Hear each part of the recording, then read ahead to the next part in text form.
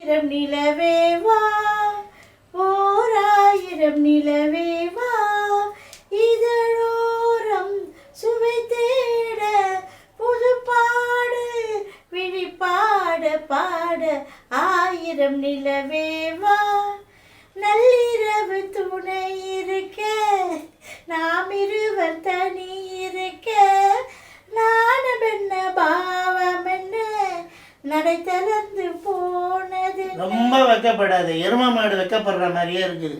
எதுக்கு காலிலேருந்து இந்த பாட்டை பாடிக்கிட்டு இருக்க? அதை ஏன் கேட்குறீங்க? ஒரு 4-5 நாள் இந்த பாட்டை என் காதில் ஒழிச்சிக்கிட்டே இருக்குது. என்ன?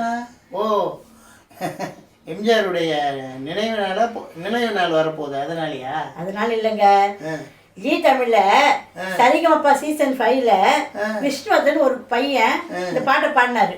ஆமாம், நான் கூட கேட்டேன். நல்லா பிரமாதமாக பாடினா. அவங்க சீனிவாசன் சார், இந்த ஸ்வேதா ஜட்ஜ் எல்லாம் கைத்தட்டி ஒரே ஆரவாரம் பண்ணாங்க. இதோட கேளுங்க, சரண் சாரு போய் தூக்கிக்கிட்டாரு விஷ்ணுவர்தனை. அது காரணம் என்னன்னா, அவங்க அப்பா எஸ்பி பாலசுப்ரமணியம் இந்த பாட்டை பாடும்போது அவருக்கு வயசு 16-17 தான். புரியுதா? அப்ப இவர் பிறக்கவே இல்லை. இந்த பையன் பாடுறத பார்த்த உடனே அவங்க அப்பா பாடுறதாவே நினைச்சு அப்பாவை தூக்கிறதா நினைச்சு தூக்கிட்டான். ஆமா, நல்லா தான் பாடுறான் பையன். ஆனா அந்த பையன் யார் தெரியுமா உனக்கு? விஷ்ணுவர்தன். விஷ்ணுவர்தன் தான். அந்த விஷ்ணுவர்தன் ஒரு பெரிய கவிஞருடைய பேரன். அப்படியா?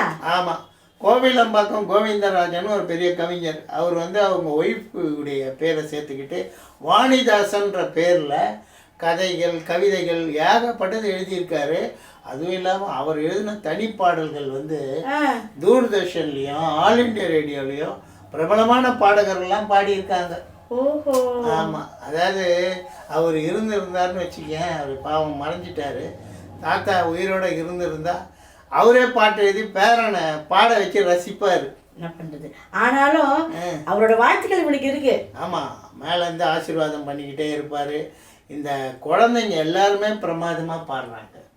அதாவது இந்த குழந்தை அந்த குழந்தைன்னு வித்தியாசம்லாம் எல்லாருமே நல்லா பாடுறாங்க. எல்லா திறமையான குழந்தைகள். அந்த குழந்தைகள் வெற்றி அடைய வெல்கம் தமிழ் டாக்கி சார்பில் நாங்கள் வாழ்த்துக்களை தெரிவிச்சுக்கிறோம். ஆயிரம் நிலவேவா ஓராயிரம் நிலவேவா